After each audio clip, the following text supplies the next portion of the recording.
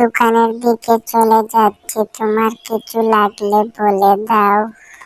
না গো, আমার কিছু লাগবে না, কিছু সদাই পাতি সন্ধ্যার দিকে নিয়ে আসলেই হবে। তারপর সে হেঁটে হেঁটে দোকানের দিকে চলে যাইতে লাগলো। কিছুক্ষণ পর সে দোকানে চলে গেল।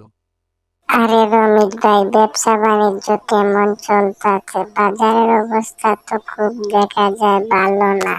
আপনি তো এবার দোকানে সদাই তুললেন। কিছুক্ষণ অপেক্ষা করার পর তার দোকানে একটি কাস্টমার আসতে লাগলো। কিছুক্ষণ পরে সে চলে আসলো।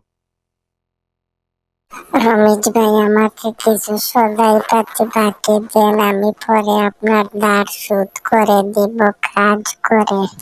মায়নাটা পেলে আমি ব্যবসা করতে আসছি না, তোমাদেরকে দান করতে আসছি। এমনিতেই বাজার খুব মান্দা চলতেছে। আরে ভাই, বললাম তো আমি আপনার মায়নাটা পেলে সব ধার শোধ করে দিব, কিছু সদাই দেন না ভাই। তারপর তার দোকানে গ্রামের প্রধান আসতে লাগলো। কিছুক্ষণ পর সে চলে আসলো।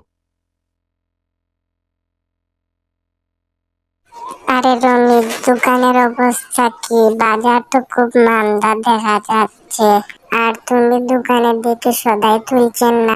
হ্যাঁ প্রধান, বাজারের অবস্থা খুব খারাপ, আমার ব্যবসা একবারেই চলছে না, খুবই কষ্টে জীবন যাপন করতে।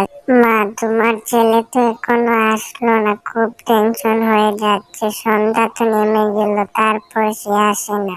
প্রতিদিন তো খুব আগে আসে।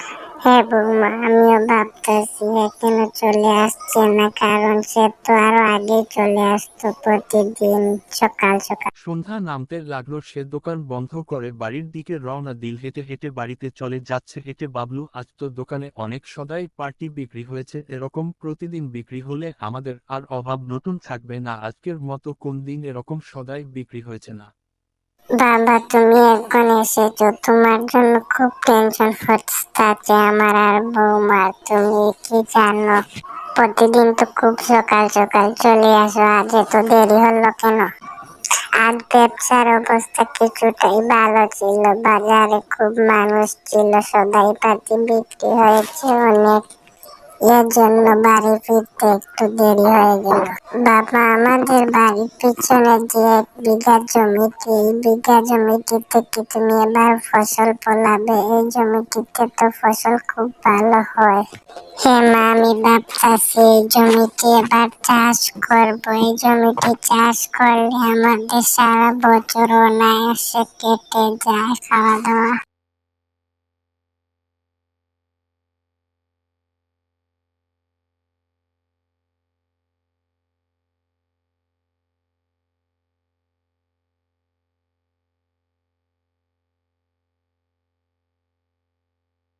মা, এখানে দাঁড়িয়ে দাঁড়িয়ে কি ভাবছো, আমাকে একটু বলো না। ভাবতাছি বৌমা, আমাদের বাড়ির পিছনের জমিতে এবার চাষ করব। তারপর হঠাৎ তার স্ত্রী সকালে অসুস্থ হয়ে পড়ল। সে খুব ভেঙে পড়ল। রঞ্জিত বাগদা যে এখন কি যে করি। তারপর সে ডাক্তারকে খবর করলো। কিছুক্ষণ অপেক্ষা করার পর ডাক্তার আস্তে আস্তে চলে আসতো তার বাড়িতে। তার মাও তার স্ত্রীর জন্য খুবই কান্নাকাটি করতেছে। ডাক্তার চলে আসার পর সে সবকিছু খুলে বলল কিভাবে তার স্ত্রী অসুস্থ হয়ে পড়ল হঠাৎ। ডাক্তার মশাই, আমার গিন্নির কি হয়েছে? এত তাড়াতাড়ি যে অসুস্থ হয়ে পড়লো তো এমন ছিল না। ওষুধ দিয়ে গেছে, এই ওষুধ খাবান, খুব তাড়াতাড়ি সেরে যাবে, ওর জ্বর ছিল। গিন্নি, তুমি সুস্থ হয়ে গেছো? জানো, আমার আর মার খুব কষ্ট হচ্ছিল, তুমি যে এত অসুস্থ। মা আর আমি খেতে পারছি না তোমার জন্য। হঠাৎ কি হয়ে গেল গিন্নি?